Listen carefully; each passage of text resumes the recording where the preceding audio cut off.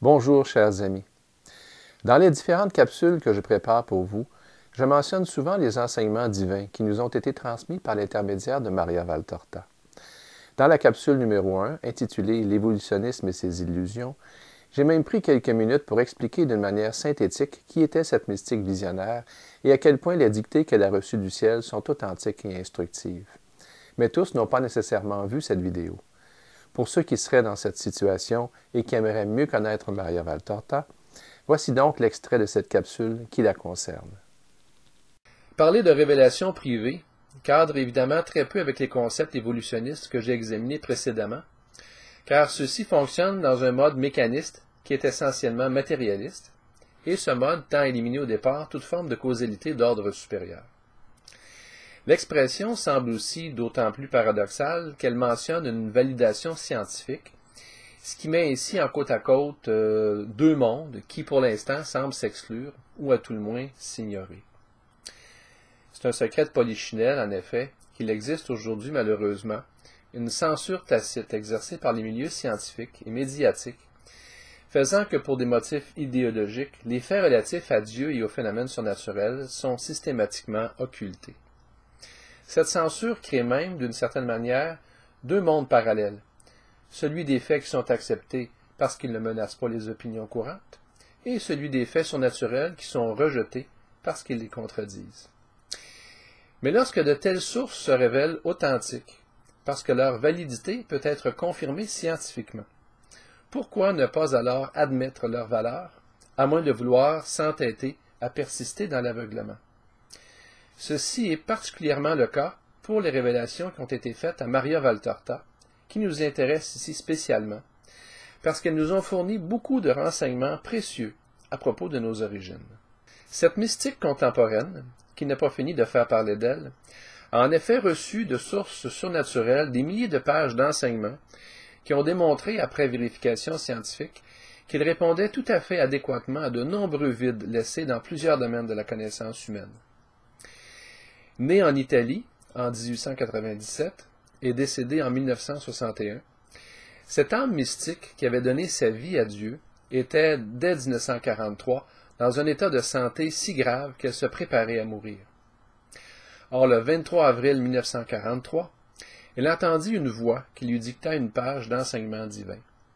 Puis, à partir de ce moment, elle reçut sous la dictée de Jésus, son principal interlocuteur, une multitude de textes presque chaque jour jusqu'en 1947 et de façon discontinue jusqu'en 1951. Elle rédigea ainsi une œuvre principale, le poème de l'Homme-Dieu, publié en français en 10 volumes sous le titre « L'Évangile tel qu'il m'a été révélé », qui raconte la naissance et l'enfance de la Vierge Marie, celle de son fils Jésus, suivie des 3 années de sa vie publique, incluant sa passion, sa mort, sa résurrection et son ascension, sans compter une description des origines de l'Église et de l'Assomption de Marie. Maria rédigea aussi 5 ouvrages complémentaires, soit les cahiers de 1943, les cahiers de 1944, les cahiers de 1945 à 1950, le livre d'Azarias et Leçons sur l'Épître de saint Paul aux Romains, dans lesquels nous retrouvons divers enseignements sur des thèmes ascétiques, bibliques, doctrinaux et autobiographiques, des descriptions variées de saints de l'Évangile et du martyre des premiers chrétiens, et bien sûr, volet qui nous concerne ici particulièrement, des commentaires sur les origines de l'humanité, de même que sur la vie de nos premiers parents. Mais parlons tout d'abord de l'authenticité de l'œuvre. Les points qui militent en sa faveur sont si nombreux que même les plus sceptiques auraient de la difficulté à monter un arsenal le moindrement crédible pour les contrer d'une manière raisonnable. Sous la dictée de Jésus, Maria Valtorta remplit 122 cahiers, soit environ 15 000 pages manuscrites, d'un seul jet, sans révision ni rature et sans savoir d'un jour à l'autre ce qu'elle allait écrire, en étant affectée par plusieurs maladies qui, selon les médecins, auraient dû la rendre totalement incapable d'accomplir cette tâche, si ce n'est que, selon les constatations scientifiques, elle aurait dû normalement être morte. La réalisation de l'œuvre semble donc être bel et bien le résultat d'un miracle soutenu qui s'étala sur plusieurs années.